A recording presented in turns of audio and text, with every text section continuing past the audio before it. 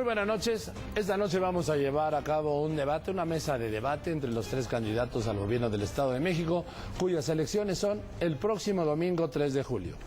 Saludo esta noche a Luis Felipe Bravo Mena, candidato del Partido Acción Nacional. Luis Felipe, muy buenas noches. Saludo esta noche a Alejandro Encinas, candidato de la coalición PRD-PT Convergencia. Alejandro, muy buenas noches. La coalición Unidos Podemos Más. Y saludo a Erubiel Ávila de esta coalición Unidos por Ti, que es PRI, Verde y PANAL.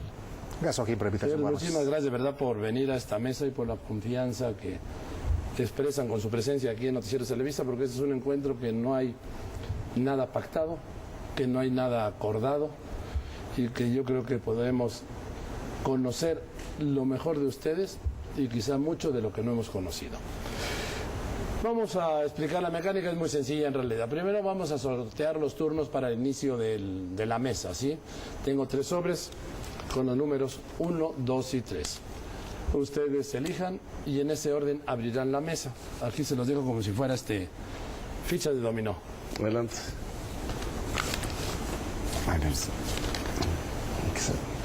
Gracias. Y así lo haremos también para el orden de los temas y para las conclusiones sobre el azar con los números, ¿no? Vamos a proceder entonces. Luis Felipe Bravo Mena 1, Erubiel Ávila el 2, Alejandro Encinas el 3.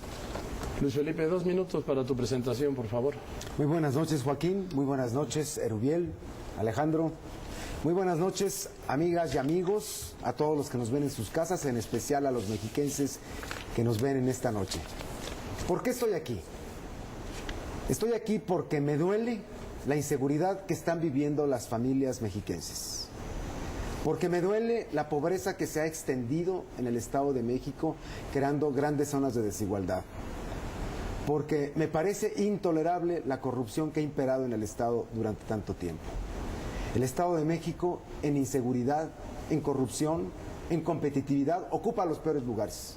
El Estado de México no puede vivir así. Los mexiquenses merecemos algo mejor. He luchado toda mi vida por la libertad, por la democracia, por la honradez, por la dignidad humana, por la familia. Y estoy aquí porque quiero ser el gobernador que limpie la casa, el gobernador que limpie las policías y nos devuelva la seguridad a las familias, el gobernador que promueva el desarrollo económico para que las familias del Estado de México vuelvan a tener posibilidades de progreso y oportunidades, el gobernador que nos regrese la tranquilidad a los mexiquenses. En esta elección se juegan muchas cosas. Se juega el futuro de tu familia y el de tus hijos. Y las opciones están a la vista y están claras. Por un lado, más de lo mismo. Ya sabemos los resultados. Por otro lado, tenemos la opción de quien divide a la sociedad, no respeta la ley, no respeta las instituciones. Vaya, no respetó ni las normas para su registro como candidato. Amigas y amigos, yo soy la opción del gobierno ciudadano, del gobierno que juntos debemos hacer para que vuelva la tranquilidad, el progreso, el bienestar en las familias del Estado de México. Te invito a hacer historia, te invito a hacerlo juntos. Gracias, Luis Felipe. Erubiel. Joaquín, buenas noches, muchas gracias por la invitación. Luis Felipe, Alejandro, saludos a todo el auditorio que amablemente nos está viendo. Hoy quiero participarles por qué quiero ser gobernador. Yo quiero ser gobernador del Estado de México porque nací, crecí, siempre he vivido en el Estado de México, he servido al Estado de México, porque siempre he pensado en grande. Pensar en grande no es nada más un eslogan, una frase de campaña. Pensar en grande para mí ha sido una convicción de vida. Quiero ser gobernador porque los mexiquenses queremos que nuestros niños puedan ir a la escuela, que todos puedan estudiar, que todos estén saludables, que puedan crecer felices, alegres. Quiero ser gobernador porque las personas con capacidades diferentes, los adultos mayores, merecen tener más desarrollo, más oportunidades de trabajo también para ellos. Quiero ser gobernador porque las mujeres quieren salir adelante, especialmente las mujeres solas, las que son jefas de familia. Quiero ser gobernador porque quiero que mi estado sea de los primeros lugares en competitividad, en generador de empleos. Quiero que sea primer lugar en seguridad, en tranquilidad, en justicia.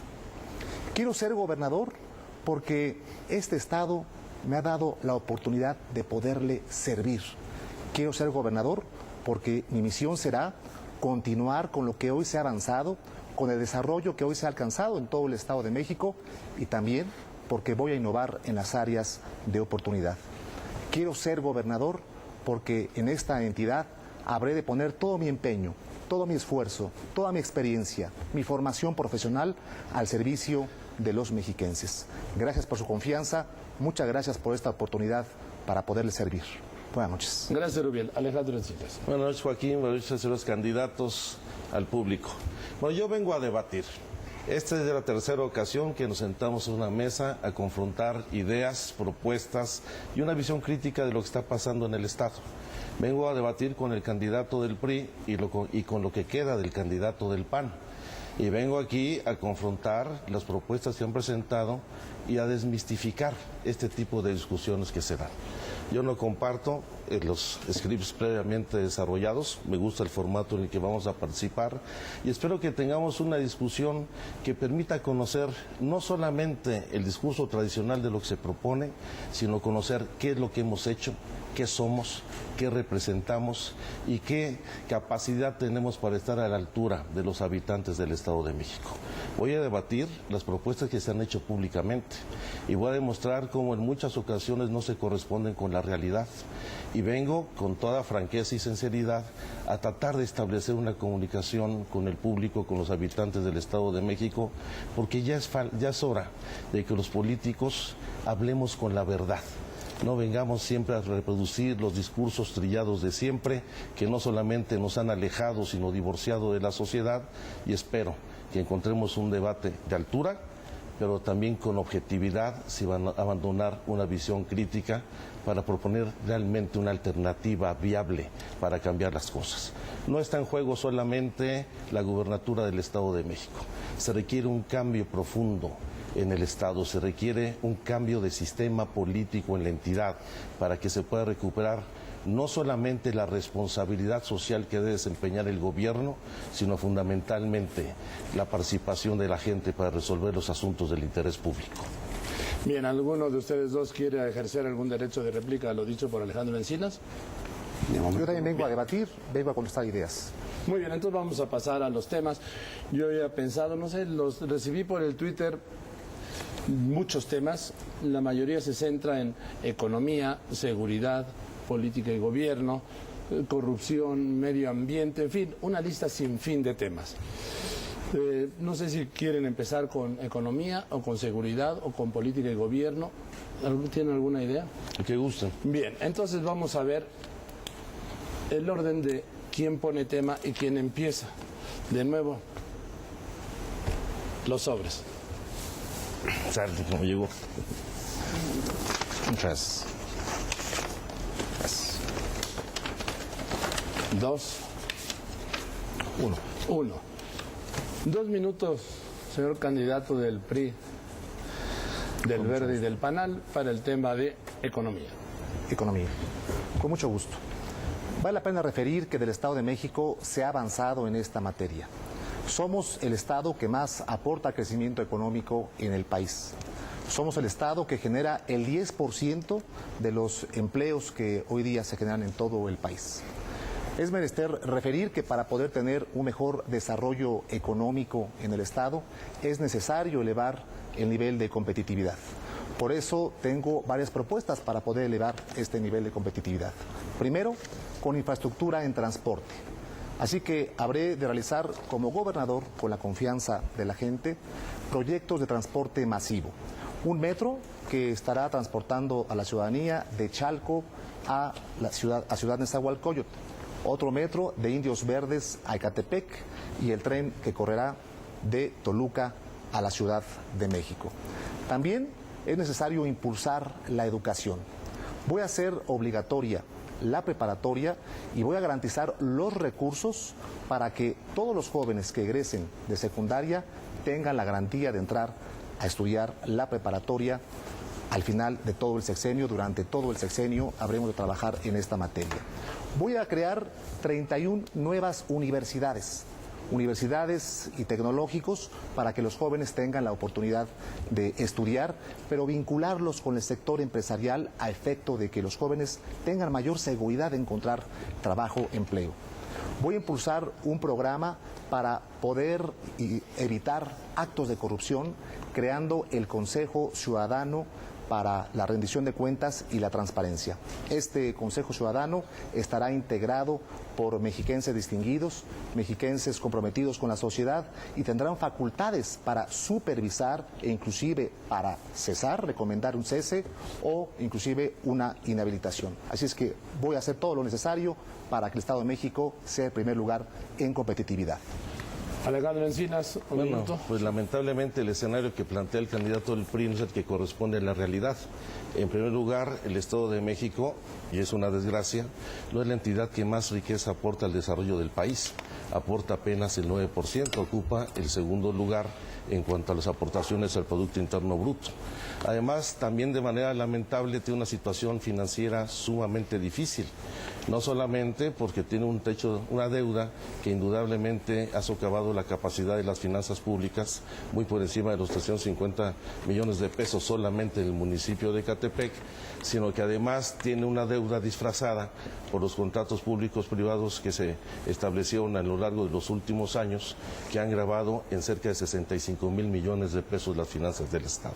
Se requiere de un verdadero rediseño, no solamente de las finanzas públicas, sino también de las políticas para el fomento y el desarrollo de la actividad productiva. En el ámbito del campo, el Estado de México, que fue el primer lugar en la producción de granos en el país, hoy prácticamente está en el abandono, y en la parte de la industria.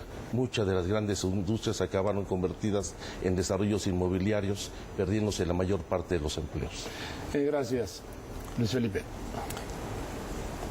Mi propuesta para el desarrollo económico del Estado va en 3 vertientes estratégicas. Primero, la recolocación del Estado de México en la economía global. Acción global para que la economía del Estado de México repunte y vuelva a generar empleos y pueda ser atractiva. Aquí tenemos que actuar rápidamente en los factores de competitividad, entre otros el de la no corrupción, el de la educación y, en fin, todos los temas de competitividad. Segundo, desarrollar las potencialidades productivas de las regiones del Estado. El Estado de México tiene una riqueza enorme en sus diversas regiones y lo podemos hacer. Y tercero, vamos a actuar con 2 sectores muy importantes, mujeres y jóvenes. Uno de cuatro hogares mexicanos está encabezado por una mujer. Vamos a apoyar a las mujeres, con crédito a la palabra a las mujeres, y también con proyectos productivos. Y a los jóvenes los vamos a apoyar en 2 vías. Uno, ampliando el programa de becas de capacitación para que el joven que no encuentra trabajo lo pueda encontrar después de darle una beca de 3 meses con 3 salarios mínimos y que luego la empresa lo pueda contratar, y créditos a los jóvenes emprendedores. Vamos a detonar la capacidad emprendedora de los mexiquenses para detonar la economía mexiquense. Erubiel Ávila. Sí, comentar que no estoy de acuerdo con Alejandro por lo que ha referido. Los datos oficiales, inclusive de instancias federales, dicen lo contrario. Por ejemplo, en el Estado de México, el último año fue el estado que más unidades económicas se crearon más de 116,000 en todo el Estado de México. Unidades económicas desde un pequeño negocio hasta una gran empresa. Pero vámonos a las propuestas. Yo aquí vine también a hacer propuestas, a hacer compromisos. Para poder fomentar el mercado interno de la industria automotriz, voy a eliminar la tenencia de uso vehicular en todo el Estado de México a partir del 1 de enero del próximo año. También voy a impulsar ¿Estoy en tiempo todavía? No. Perdón, una disculpa. Muchas gracias. ¿Impulsar qué rápidamente? Sí, la economía de la educación. Es decir, fomentar los clústeres para que las universidades y el sector empresarial tengan una mayor vinculación. Bien. ¿Alguna contrarréplica? Sí, estoy muy Alejandro encantado de Encinas. hacer. Miren, yo planteaba, por eso hay que decir la verdad. Mira, esta lógica de eliminación de la tenencia vehicular es un engaño a la población, porque la tenencia ya fue eliminada. Primero, desde el 21 de diciembre de 2007, cuando el gobierno federal, Felipe Calderón, emitió el decreto de derogación para que se fuera facultad de los gobiernos de los estados. Segundo, en un segundo decreto del 25 de junio del 2010, cuando se estableció el programa de estímulos fiscales para que se eliminara la tenencia de los vehículos que costaran menos de 175,000 pesos. Tercero, el 25 de febrero de este año, es una nota de Televisa, Enrique Peña Nieto derogó la tenencia en el Estado de México. Y paradojas de la vida, se le olvida al candidato del PRI que él en la discusión de la Ley de Ingresos del Estado de México en el 2009 votó en contra de la eliminación de la tenencia vehicular, con un agravante adicional que vale la pena retomar. Hubo créditos durante el gobierno de Arturo Montiel por más de 500 millones de pesos otorgados por Banorte, donde establecieron en garantía el 100% del impuesto sobre nómina y el 100% de la tenencia vehicular estatal y federal, lo cual contradice estas medidas de eliminación, porque ahora no tienen respaldo para sostener estos créditos a 15 años por 500 millones de pesos. Antes de ir con Luis Felipe Radomén, ¿algo para alusiones directas? Claro que sí. Alejandro, te invito a que revises muy bien el decreto que refieres de 2007, porque en los artículos transitorios se establece claramente que efectivamente la tenencia de uso vehicular a nivel federal desaparece a partir del próximo año 2012, pero es facultad de los estados cobrar o no eso que se conoce como tenencia de uso vehicular federal. Y también hoy día los estados tienen la potestad de cobrar la tenencia de uso vehicular estatal, es decir, de aquellos vehículos con más de 10 años. Así es que es facultad de los estados y lo van a ver, Joaquín, respetable audiencia, que a partir del próximo año habrá estados que van a conservar esta tenencia. En el Estado de México no vamos a cobrar la tenencia de uso vehicular. Estaré en mi facultad como gobernador no cobrarla. Yo digo que para efectos prácticos, el tema de la liquidación de la tenencia vehicular es un hecho y ya no tiene por qué ser un tema de campaña, ni un tema de promesa de campaña, ni acreditársele a ningún partido. Acción Nacional la propuso hace 2 años en la Cámara de Diputados local, la rechazaron los diputados del PRI, como aquí se acaba de mencionar, y efectivamente esto es un hecho, está dado, de manera es que el ciudadano no se debe dejar engañar quién va a quitar la tenencia o no. Es un hecho y se va a hacer en el Estado de México y sea quien sea el gobernador, ahí va a estar eso ya dado, está concedido de antemano. Por lo demás, me parece muy importante insistir que si queremos detonar el crecimiento económico, tenemos que reforzar las regiones. En las regiones del Estado de México hay una gran riqueza que han sido abandonadas por los malos gobiernos, porque no hay apoyos para los proyectos productivos de las regiones y hay que trabajar también en lo local para estar fuertes en lo global. Bien, tiempo, pasamos al siguiente tema, que es quizá el más exigido, el más sentido por los mexicanos, que es el de la seguridad en su expresión de inseguridad. Le corresponde a Alejandro Encinas. Adelante. 1 o 2 minutos. 2 minutos. 2 y luego minutos. réplica 1 y 1 y contrarréplica. Evidentemente el tema central es el de la seguridad y la procuración de justicia ligados al combate a la corrupción y a la impunidad. En materia de seguridad pública tiene que haber un rediseño profundo de todas las instituciones policíacas, en donde el primer paso es desaparecer a la Agencia de Seguridad del Estado, que hoy depende de la Secretaría de Gobierno para crear una Secretaría de Seguridad Pública. Este es un paso muy importante para separar a la institución encargada de garantizar la seguridad pública de la dependencia que se encarga de hacer política.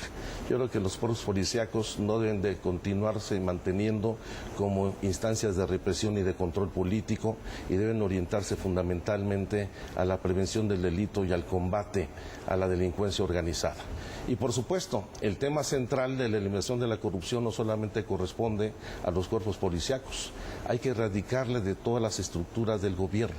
Y la estructura de gobierno del Estado de México es una estructura perfectamente vertical y centralizada, donde lo que sucede en la mordida del agente de tránsito en la izquierda no es del desconocimiento de la más alta autoridad en el Estado. Para romper los eslabones de la cadena de corrupción en la entidad, evidentemente tiene que limpiarse las escaleras de arriba para abajo. Tenemos que garantizar también la buena procuración de justicia. Hay que garantizar la autonomía tanto del procurador, del Ministerio Público y someter a una fiscalización muy estricta a los jueces. Y la mejor forma de acabar con la impunidad es fortalecer instituciones que sirvan a la gente, porque las que no sirven para nada. Y yo sintetizaría en materia de procuración de justicia en una sola frase lo que vamos a hacer en nuestro gobierno. Vamos a hacerle justicia a Polet, que ninguna niña indefensa, que ninguna mujer golpeada, que ningún ciudadano vulnerado en sus derechos quede en indefensión, porque la autoridad tiene la obligación de garantizar la seguridad de las personas y la vida digna que se merecen los mexiquenses. Luis Felipe, un minuto, no sé si era réplica, pero vamos, te toca. Para garantizar la seguridad y recobrar la seguridad en el Estado de México necesitamos actuar en 4 vertientes también. Primero, la limpieza de los policías a través del control de confianza para que garanticemos que estarán del lado de los ciudadanos y no del lado de los delincuentes, como hasta ahora ha estado sucediendo y que es la queja generalizada en el Estado. 2, tenemos que limpiar la policía a través de los controles de confianza, dignificar a los policías pagándoles bien, dándoles sus seguros, sus becas para sus hijos, las casa habitación y además también las pensiones para sus familias. Tercera medida, seguridad en el transporte. Hay que atender con rigurosa rapidez la situación de inseguridad en el transporte con botones de emergencia y con una acción rápida por parte de la autoridad y de los policías. Y cuarto, vamos a crear el Observatorio Ciudadano para que el ciudadano vigile a la autoridad y a los policías de que estamos cumpliendo con los propósitos, con las metas y sobre todo con los resultados que están esperando de que hagamos esta limpia y esta recuperación de la seguridad en el Estado. Gracias. Erubiel Ávila. Con mucho gusto. El tema de la seguridad pública... Aquí sí supongo de réplica, Alejandro Encina. ¿Puedo desarrollar el tema? Claro. Perfecto, muchas gracias. En materia de seguridad pública debemos combatir el problema en forma integral, en forma coordinada, los 3 niveles de gobierno. Por ejemplo, en el caso del robo de vehículos, que es un problema real en el Estado de México y en todo el país, es necesaria la coordinación. Muchas veces se le atribuye al fuero común el robo de vehículos, pero lo que se omite decir es que la delincuencia organizada hace uso de esos vehículos robados para delinquir o inclusive son llevados a otros lugares del mundo esos vehículos. Así es que es necesario que cada uno asuma su responsabilidad. Por eso voy a convocar a un acuerdo de unidad, de coordinación, para que todas las instancias asuman su responsabilidad con metas específicas, con acciones concretas, con fechas y que la ciudadanía, desde luego, tenga conocimiento de lo que están haciendo sus autoridades. Unidos le podemos ganar la batalla a la delincuencia. 30 segundos. 30 segundos de réplica. Retomando la discusión que tuvimos en el debate anterior, donde hubo respuesta del gobierno del Estado, desautorizando incluso las cifras delictivas que señalé en la problemática del Estado. Hoy traigo otras, a estas a ver si les creen.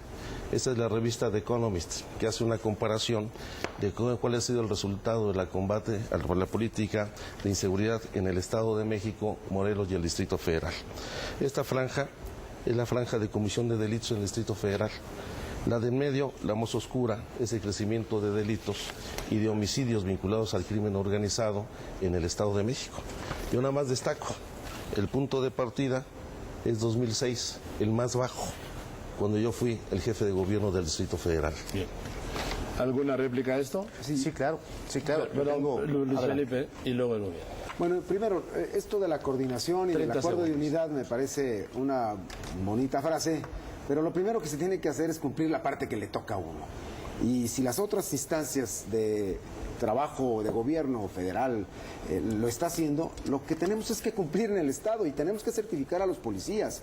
Es verdaderamente irritante que habiéndose comprometido desde 2008 los jefes policíacos, secretario de gobierno, procurador, subprocurador, a certificarse, no se hayan certificado las cabezas de la policía del Estado de México y no hayan certificado más que a 1 de cada 5 policías. Hay que cumplir lo que se dijo y, por supuesto, esperar la coordinación con los demás. Joaquín Ávila. Aprovecho estos segundos para transmitir una inquietud de la ciudadanía que estoy saludando, que estoy escuchando en toda la campaña. Y es un anuncio importante y qué bueno que tú seas testigo, Joaquín, de este anuncio. El primer día de mi gobierno habré de presentar una iniciativa ante el Congreso local para que se establezca formalmente la cadena perpetua en contra de violadores, en contra de pederastas, en contra de feminicidas y en contra de secuestradores. La gente quiere penas más severas para los delincuentes y yo voy a atender esa petición. Bien, pasamos al tema. ¿Puedo hacer una contrarréplica de la contrarréplica como habíamos quedado? Adelante y adelante. Sí, porque miren, la ruta para resolver los problemas de la inseguridad no es el endurecimiento. Yo sé que Erubiel es partidario de hecho. Desde que era diputado y quería criminalizar a los jóvenes y presentó una iniciativa para reducir la edad penal a los 16 años. Esa no es la ruta. Se requiere que el gobierno del Estado tipifique bien el tipo de delito, el tipo de bandas que están actuando en la entidad y corrompan los eslabones de la cadena en delitos del fuero común que permiten la reproducción del crimen organizado. Es un asunto de coordinación, pero fundamentalmente de eficacia para combatir el asalto a casa habitación, el robo a transportista, que es lo que permite la reproducción de la delincuencia organizada. Luis Felipe. Bueno, a mí me parece que es fundamental que para lograr efectos en la limpieza de la policía y en la seguridad que los ciudadanos están esperando, lo primero es quitar la corrupción en el Estado. Si no, nada de lo que se proponga, así sean delitos nuevos, endurecimientos, lo único que se va a hacer es un Estado represivo. Lo primero que tiene que haber es limpieza, honradez y cero corrupción en el Estado, porque si no, pues tendremos ministerios públicos corruptos que lo único que van a hacer es meter a muchos inocentes a la cárcel. Los últimos 30 segundos. Sí, Alejandro, yo te exhorto para que no digas verdades a medias o mentiras completas, o que des datos certeros. Acuérdate que en el DF, cuando fuiste jefe de gobierno, era ya desde entonces la entidad en donde más delitos sexuales se cometían y no se frenó ese problema. Y desde luego hay que trabajar en equipo, más que echarnos culpas y sacar datos estadísticos. Yo también traigo datos estadísticos, pero lo importante es que nos pongamos a trabajar y que unidos realmente le demos la batalla a la delincuencia. Así no vamos a avanzar a ninguna parte. 30 segundos. No, yo creo que lamentablemente en estos dimes y diretes también se dicen falsedades. La entidad que más violencia tiene contra la mujer es el Estado de México. 930 feminicidios en los últimos 5 años y la negativa del gobierno a hacer una declaratoria de feminicidio para enfrentar el problema.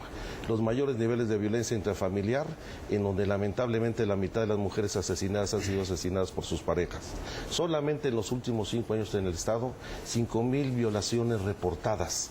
El principal problema en el Estado en materia de delitos de indefensión lo enfrentan hoy las mujeres de la entidad. Sí, vale la pena 30 y pasamos al otro tema. referir, Joaquín, que un solo caso que fuera de una mujer afectada, una mujer que pierda la vida, es un tema que nos debe apenar desde luego. Pero tampoco es correcto, Alejandro, que no diga las cifras que formalmente deben ser. Mira, por cada 100,000 habitantes el Estado de México ocupa el 11º lugar. Un lugar de todas maneras, de todas formas, que no lo podemos permitir. Hay que trabajar en equipo, hay que combatir este problema. Hoy se creó una subprocuraduría especial que ya está dando resultados en este tema y como gobernador voy a combatir el tema. Y además, por eso estoy proponiendo la cadena perpetua en contra de feminicidas. Bien. Podría decir que hay terminamos. estudios de organismos civiles que estudian la percepción de delincuencia en el país y las cifras o las gráficas que enseña Alejandro pues no corresponden a la percepción que tienen los ciudadanos, porque realmente se percibe también que el Distrito Federal es una ciudad muy difícil de vivir y con alto grado de delincuencia, no es segura en la percepción del ciudadano, de manera es que tampoco hay mucho de qué presumir del lado del DF. Por desgracia, tanto Estado de México como el DF comparten muchos primeros lugares en situaciones muy negativas para los ciudadanos. Bien, ya empezó hace un momento, Erubiel Ávila puso el primer tema, Alejandro Encinas el segundo, le corresponde a Luis Felipe Bravo Mena 2 minutos para el tercero, política y gobierno, ¿les parece? Muy bien. Política y gobierno. Mi principal acción en materia de política y buen gobierno es el combate a la corrupción, erradicar la corrupción. Es una necesidad urgente limpiar la vida pública en el Estado. Y para esto vamos a hacer 2 cosas. Primero, el compromiso absoluto personal del gobernador contra la corrupción. Yo voy a poner una oficina de denuncia ciudadana para recibir directamente, al lado del despacho del gobernador, la denuncia de los ciudadanos en donde se esté produciendo un acto de corrupción, atenderla de inmediato y, si se comprueba, cero tolerancia a la corrupción. Si el gobernador no manda la señal de que está personalmente comprometido con esta lucha, todo lo demás será vano y se volverá a suceder lo mismo que está sucediendo en el Estado de México. Lo segundo en materia de buen gobierno es la reestructuración integral del sistema de transporte público. Este también es un tema en el que el mexiquense está sufriendo mucho y que también tiene como origen la corrupción en el sistema del transporte. Por eso, limpiar la vida pública es principio de entrada para muchas de las políticas para beneficio del mexiquense. Vamos a crear también, en materia de buen gobierno en el Estado, Todas las escuelas a nivel básico funcionarán con horario extendido de tiempo completo. En acuerdo con el gobierno federal, vamos a crear este sistema que están demandando los padres de familia para que los hijos estén más horas en la escuela y aprovechen también para aprender inglés, computación, deportes, los hijos estén seguros, coman sanamente y el horario extendido sea mucho mejor aprovechado por los jóvenes y por los alumnos de las escuelas. Vamos a ampliar también, cuando menos el 7% del personal que contrate el gobierno del Estado para personas con discapacidad, porque hay ahí mucho talento que en este momento se queda fuera de oportunidades. Y por último, vamos a crear la red de refugios para mujeres en situación de violencia, para que sean atendidas, sean rescatadas y sean relanzadas a la vida con esperanza y con seguridad y autoconfianza en ellas mismas. Erubiel Ávila, un minuto. Quiero un gobierno democrático, un gobierno electrónico, un gobierno democrático en donde la gente ejerza ese poder, sí, de poner a sus gobernantes a través del voto, pero también en donde pueda participar. Así que habré de proponer formalmente, dentro de los primeros 100 días de gobierno, la ley de participación ciudadana. Habré también de someter a consideración del Congreso reformas a la ley reglamentaria del artículo 14 de la Constitución del Estado para que el referéndum sea una realidad. También haré y consolidaré el gobierno electrónico. A partir de la ley de medios electrónicos que se aprobó por parte del Congreso local, voy a hacer que todos los trámites del gobierno estatal se lleven a cabo a través del Internet, de la red Internet, y desde la comodidad del hogar o desde los negocios de las personas, únicamente acreditando la firma electrónica. Sí se puede hacer un gobierno moderno, eficaz, eliminando inclusive trámites innecesarios. Alejandro Encinas, un minuto. Yo creo que en el caso del Estado de México no basta solamente la alternancia en el gobierno. Se necesita un cambio de régimen político en donde puedan restablecerse nuevas relaciones con la sociedad a partir de principios básicos en un gobierno con ética, con valores y con principios. El mejor mecanismo para acabar con la corrupción en el Estado es separar la política de los negocios y eliminar los mecanismos de control clientelar y corporativo que manipulan la necesidad de la gente.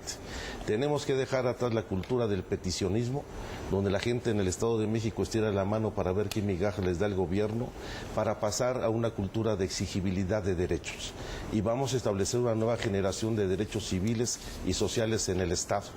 Pero no basta solamente promover la democracia directa, el plebiscito, el referéndum, la revocación del mandato, la iniciativa popular, los candidatos ciudadanos. Necesitamos romper las formas y los mecanismos tradicionales de control político, porque si no serán las corporaciones las que frenen todo este proceso de renovación y transformación política en el Estado. Contrarréplica 30. Sí, con mucho gusto. Se puede hacer un gobierno en el que la gente decida cómo quiere su gobierno. Por ejemplo, hoy día, desde la campaña, estoy dándole facultad, como debe de ser, a la gente para que decida qué obras quiere en su comunidad. Estamos realizando más de 5,000 asambleas en donde la ciudadanía está decidiendo qué obras en estas escuelas, en sus pavimentaciones, por ejemplo, y yo me estoy comprometiendo desde ahorita con notario público a esos compromisos y mañana los voy a hacer cumplir cuando sea gobernador con el voto de la gente. Concluye Luis Felipe Bravo Mena. Bueno, pues aquí estamos hablando de congruencia. Alejandro ha dicho ética y principios, y a mí me parece que es importante que abordemos en este debate también el tema de cómo puede haber congruencia. Si en el registro de su candidatura Alejandro no cumplió la ley y ha exhibido una situación ambivalente de residencia en dos lados, credencial de elector en el Distrito Federal, credencial electoral en Texcoco, y ¿a cuál Alejandro debemos creerle? ¿Al Alejandro del Distrito Federal o al Alejandro de Texcoco? A mí me parece que esto tiene que ser aclarado por Alejandro, porque hay una duda fundada que hoy mismo incluso se ha presentado. 30 segundos, Alejandro. Sí, esto es muy simpática esta discusión, porque en primer lugar hubo todos los tiempos legales para conocer de la situación y los representantes de su partido conocieron el expediente de registro del instituto y no hay ninguna doble credencial. Son tan predecibles que traigo mi credencial de elector en el Estado de México, que la pongo aquí a su disposición y por supuesto cumpliendo con todos los requisitos legales. Lo paradójico del caso es que nos planteaban no solamente una alianza con el PAN, sino que yo fuera su candidato. La verdad es que es esas paradojas de la vida donde la situación desesperada del rendimiento de la campaña lleva a enfocar hoy en favor del PRI las filas del PAN hacia nuestra candidatura. Cierra ahora sí. A ver, Alejandro, te leo unas frases tuyas de una conferencia de prensa de noviembre que dice: evidentemente me faltan 5 meses para acreditar la residencia, con una salvedad adicional, que actualmente soy diputado por el Distrito Federal por esta circunscripción. No, tú mismo estás diciendo que no acreditabas. Hubieras leído el expediente. Lamentablemente no lo hiciste porque efectivamente me prefería acreditar los 5 años de residencia, lo cual no fue necesario porque en 1993, cuando fuimos candidatos tú y yo a la gubernatura, se me reconoció el rango de ciudadano mexiquense y el registro se me otorga acreditando solamente 3 años de residencia, como lo establece la ley para los mexiquenses. ¿Y por qué en noviembre decías que no? En noviembre decías pues porque que no tenía el realían alce los jurídico requisitos. terminado y así, en términos de esos 3 años, se me otorgó el registro. Hay una Ponte a estudiar y a leer el expediente. contradicción evidente entre lo que tú mismo decías en noviembre y lo que acabas de decir. Bien, yo como en la casilla devuelvo. Bueno, sí, no voy a hacer que luego me... Sí. Ahí está plenamente acreditado. Hemos pasado los temas de economía, de seguridad, corrupción, política y gobierno. Déjenme poner alguno. El tema del combate del crimen organizado, yo escucho con frecuencia autoridades locales decir que esa es una responsabilidad del gobierno federal y no meten las manos. Les preguntaría, ¿asumirán esta responsabilidad?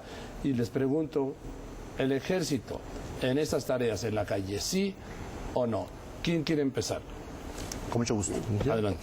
Sí, comentar que efectivamente 2 minutos. En el combate a la delincuencia organizada todos somos corresponsables. Yo soy enemigo de que nos echemos la culpa los unos a los otros, así es que la autoridad local debe asumir también su responsabilidad. El gobierno federal, los gobiernos municipales, los poderes públicos, unidos le vamos a ganar la batalla a la delincuencia organizada. Y respecto a la participación del ejército, primeramente yo quiero hacer un reconocimiento pleno a las Fuerzas Armadas, porque cuando hemos necesitado de ellas, ahí han estado, solidarios con los mexiquenses. En momentos de contingencias, por ejemplo, ha estado el ejército mexicano y también para poder apoyar las actividades de inseguridad pública o para prevenir la inseguridad pública. Claro, yo soy partidario de que el ejército nos apoye en este combate, pero en forma temporal. Mientras superamos esta circunstancia, esta contingencia que vivimos a nivel nacional y desde luego en el Estado de México. Pero estoy a favor de que el ejército participe en los patrullajes correspondientes. Pero hay que prepararnos, hay que apostarle a una mejor policía, una policía más competente, más profesional. De ahí que como gobernador, con la confianza de la gente, habré de proponer que se formalice la carrera de policía e investigación, porque la gente quiere policías más confiables, más capacitados. Voy a crear también policías especializadas para que se puedan abatir determinados delitos, por ejemplo, el robo en transporte público, el robo de autos, y también voy a crear la policía comunitaria para que sea propuesta de líderes vecinales quiénes van a ser sus elementos, los capacitamos y previos requisitos que puedan servir a la población. La Secretaría de Seguridad Pública hará frente a este problema. Voy a actuar con la ley en la mano y con mano firme en esta materia. 1 minuto Alejandro Encinas y luego 1 minuto Luis Felipe Bravamena y pasamos a otro tema.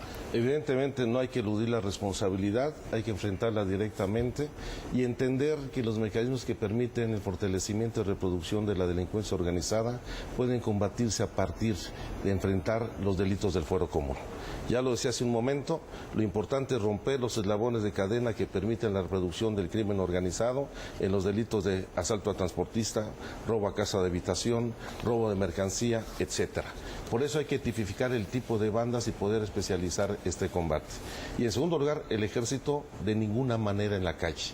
Yo lamento el papelón que han hecho hacer a las Fuerzas Armadas utilizándolos con fines políticos en muchos casos.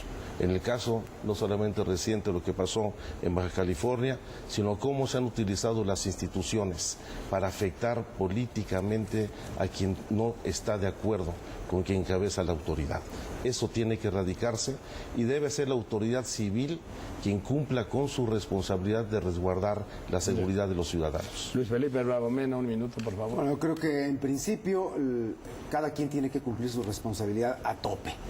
Y si el Estado falla porque en lugar de modernizar su policía, de crear los centros de control de confianza, de crear centros de inteligencia, de dotar de mayor capacidad, de hacer el trabajo que tiene que hacer el Estado, sus policías, sus instituciones de seguridad, evidentemente si fallan por negligencia o porque a veces se ponen de acuerdo con los delincuentes, entonces, claro, esto crece, se desborda y entonces se ven en la necesidad de llamar a las Fuerzas Armadas. Por supuesto que hay que reconocer el papel absoluto, honorable, y rechazo absolutamente estas afirmaciones que denigran al ejército por parte de Alejandro. Me parece un insulto al ejército lo que acaba de hacer, y me parece que lo primero que tenemos que hacer es hacer que en el Estado de México tengamos la policía confiable, segura, moderna, bien capacitada, bien dotada, bien dignificada, para que no tengamos la necesidad de que subsidiariamente vengan otras fuerzas y vengan otros elementos a hacer el trabajo que nos toca hacer aquí a las autoridades estatales. Vamos a otro tema. Alejandro Encinas. ¿Se puede contrarréplica? Adelante, 30 segundos y 30 segundos. Complementar algo. Va a llegar un momento en que ni todas las patrullas, ni todas las armas, ni todos los policías van a alcanzar para combatir la inseguridad. Es necesario también atender el tejido social, invertirle más en educación, en cultura, en recreación, en deporte, en oportunidades a los jóvenes, en la medida en que a los jóvenes les demos oportunidades, que puedan estudiar su preparatoria en la universidad, que hagan deporte. Estoy cierto que desde ahí estamos combatiendo la inseguridad. Contrarréplica 30. Sí, no, es muy sencillo. Por supuesto que nuestro reconocimiento a las Fuerzas Armadas y por eso la necesidad de que regresen a los cuarteles. Lo que me refiero muy puntualmente es cómo lamentablemente se utilizó al ejército por primera vez en una acción judicial que tenía un impacto político. Y eso indudablemente siente un precedente muy negativo que daña la imagen del ejército, pero que también abre la puerta a la tentación autoritaria para que sin ningún escrúpulo y apego a la ley se combata a la gente, dejando la duda efectivamente si hubo delito o no. Bien, siguiente tema. A ver, homologación legislativa de los temas sociales que se han aprobado en el Distrito Federal, interrupción del aborto hasta 12 semanas, matrimonios entre personas del mismo sexo y su derecho a adoptar, muerte digna, subrogación del vientre materno. Bueno, evidentemente que estoy absolutamente de acuerdo en que hay una homologación no solamente en el marco legislativo, sino también en el conjunto de derechos civiles y sociales que deben compartir habitantes de la misma circunscripción y la misma integración territorial. Y no me refiero solamente a los programas de carácter social. Es inaceptable que pasando una línea fronteriza los ciudadanos tengan derechos en el Distrito Federal distintos a los habitantes del Estado de México. La pensión alimentaria para adultos mayores, los útiles y uniformes escolares gratuitos, la ley de seguro del desempleo, las becas para los estudiantes de preparatoria, los comedores populares y un conjunto de derechos en donde no puede diferenciarse habitantes de la misma integración territorial, las mismas zonas metropolitanas y las mismas entidades que comparten una vida totalmente interdependiente. Y por supuesto que hay que llevar a la discusión los nuevos derechos civiles respetando las garantías individuales de todos los ciudadanos. Aquí no puede ser objeto de discriminación absolutamente nadie por su preferencia sexual o por el ejercicio de su credo religioso. Y por supuesto en la interrupción del embarazo habrá que hacer una discusión muy amplia en el Estado, sabiendo que existen resistencias a este tema, y será la discusión en el Congreso quien define esta situación. Luis Felipe Bravo Meno, un minuto. Yo creo que hay que separar claramente lo que son la ampliación de derechos sociales, la promoción de apoyos para el fortalecimiento de las familias, para el fortalecimiento de las economías, de las jefas madres de familia, de madres solteras, etcétera. Todo esto que son apoyos sociales, sin duda alguna podemos buscar la manera de que también en el Estado de México se puedan tener. Pero el otro tema, que son los temas más polémicos, hay debate en el país sobre esto y por supuesto hay que respetar las opiniones, pero yo sí quiero ser muy claro respecto a estos temas. Se conoce bien la posición de Acción Nacional en esta materia, es defensor de la vida, es defensor de los valores familiares y tenemos que fortalecer a las familias. No es un tema que el gobernador vaya a resolver, Yo como gobernador no haré una propuesta, una iniciativa en ese sentido, pero habrá que respetar el debate en el Congreso local para que las fuerzas políticas y el debate que se dé en el Congreso local definan las cosas. Pero yo como gobernador no promoveré iniciativas en esa materia. Erubiel Ávila, un minuto. Sí, en materia de programas sociales, vale la pena referir que el Estado de México avanzó mucho en los últimos años. Se multiplicó por 20 el presupuesto en esta materia. En Ecatepec, cuando fui presidente municipal, por primera vez dimos útiles escolares en el 2003. Y en las preguntas muy concretas, Joaquín, que hacía usted, desde luego que yo no estoy a favor de que se debata este tema por la sociedad. Yo seré un gobernador demócrata. Este tema del matrimonio de personas del mismo sexo, que sea la población, que todas las voces se escuchen. En materia de aborto también, que las mujeres se expresen. Es un tema que a las mujeres les corresponde decir qué tipo de legislación quieren en esta materia. Respecto a la adopción de personas del mismo sexo, ahí sí expreso una opinión personal, no estoy de acuerdo, pero seré muy respetuoso de lo que la gente se expresa. Así es que mi propuesta es que se abra un debate y que se ponga a consideración de la población. Bien, vamos a entrar al último tema. Tengo el tema de Jorge Hanron. Le corresponde la primera respuesta a Luis Felipe Bravo Mena. ¿Este caso afecta el proceso electoral del Estado de México, sí o no? No debería, y yo creo que no tiene nada que ver con el proceso electoral. Yo he evitado hacer ningún pronunciamiento al respecto, porque desde el principio dije que este caso era un caso que estaba bajo investigación de autoridad competente, que sería esta propia autoridad la que deslindaría las responsabilidades y que como persona respetuosa del derecho, respetuosa de las instituciones, lo que dicten y resuelvan las autoridades competentes será justamente lo que, desde mi punto de vista, habrá ocurrido correctamente. No he politizado el tema, no he tratado el tema y creo que debemos evitarlo en politizarlo. Es un caso absolutamente ajeno al proceso electoral del Estado de México. Erubiel Ávila. Definitivamente la justicia no se debe politizar. Debe aplicarse el Estado de Derecho, trátese de quien se trate. Así es que yo siempre me he pronunciado a favor de que la justicia se aplique, simplemente, sea el personaje que sea, el caso de Baja California, el caso de Chiapas, cualquier otro caso, que se aplique la ley, así de sencillo. Alejandro Encinas. Yo creo que sí tiene implicaciones políticas para el Estado. O se trata de un personaje no solamente que tiene una identidad con el grupo, con la élite política que ha predominado en el Estado de México, sino porque ha tenido intervención directa en el proceso electoral. Aquí están todos los apoyos y recursos económicos que envió Hanron a la campaña de Erubiel Ávila. Es el mismo periódico que tú me sacaste la semana pasada. Y evidentemente esto va a tener una implicación. Por supuesto que no comparto la forma en que actuó la Procuraduría General de la República en la detención. De nueva cuenta, sin orden de presión, sin orden de cateo, vulnerando garantías y hoy, que espero que no sea resultado de una negociación política, dos libertades que no explican en realidad si hubo comisión de delito o hubo abuso de autoridad. Bien, les voy a hacer una última pregunta. Yo los veo a ustedes candidatos.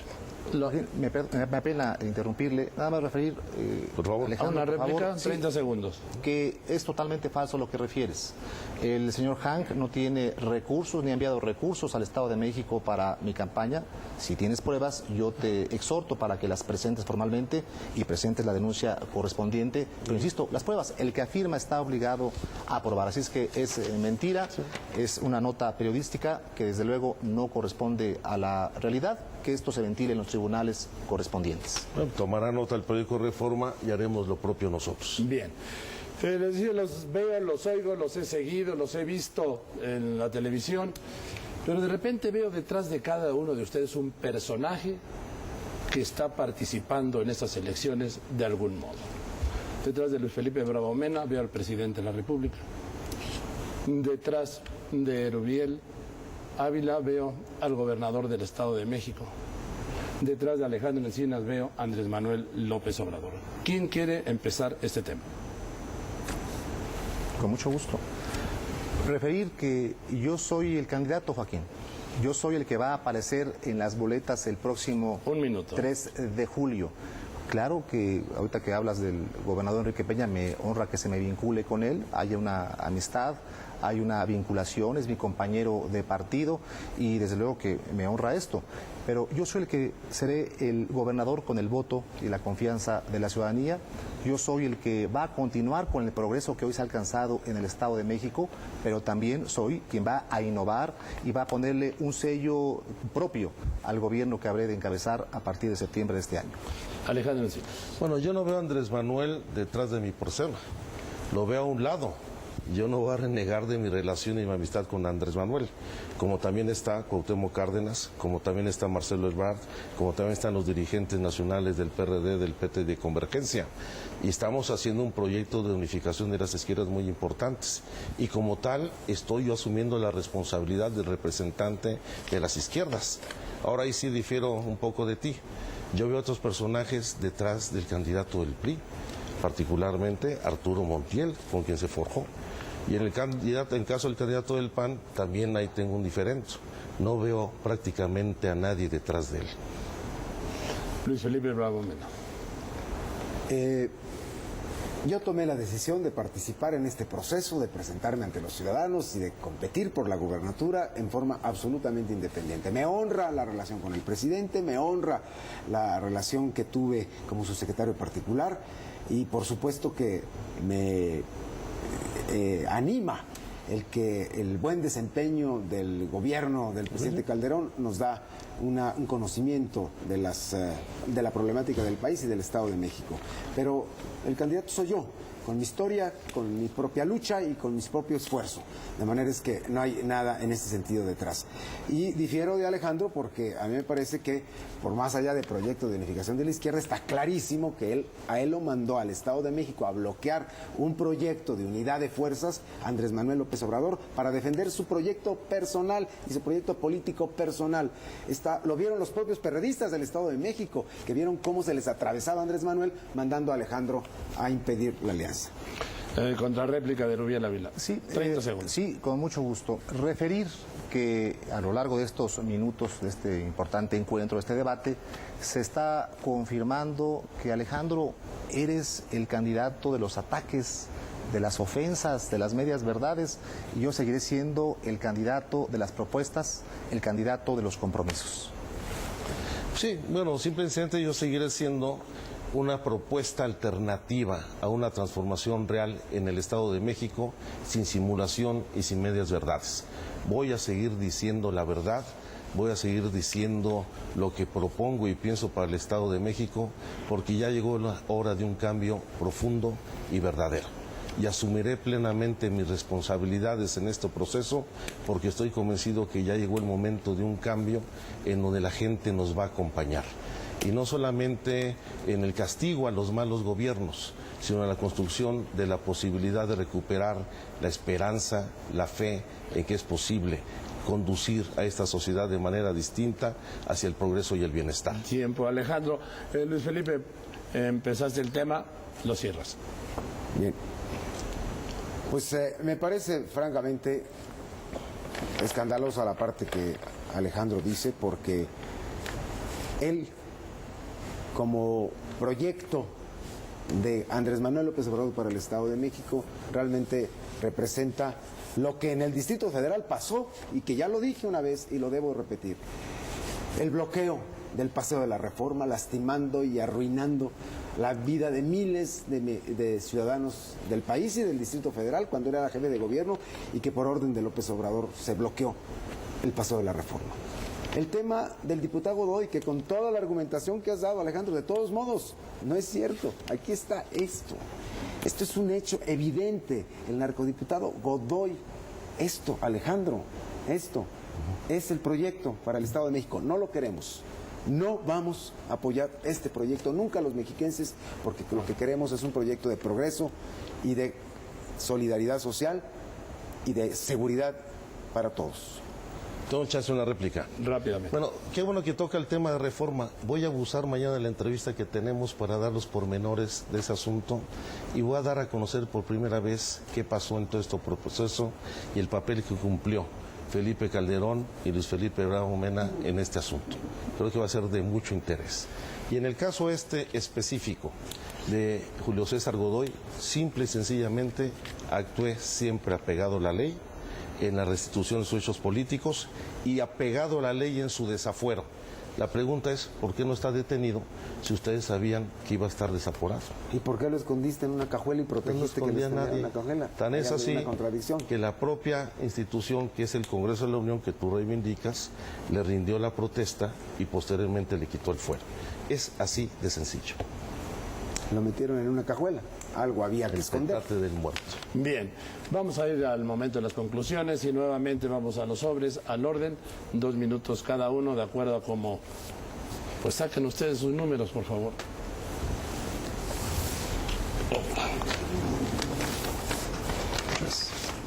Gracias, Felipe. 2, 1, empieza Erubiel Ávila. Es para... Conclusiones, 2 minutos. Con mucho gusto. Primeramente, agradecerle a Televisa, a Joaquín López Dóriga esta oportunidad. Es un honor para mí que hayas conducido, Joaquín, este espacio tan importante. Reiterar mi agradecimiento a Luis Felipe, a Alejandro, por esta gran oportunidad de poder contrastar ideas.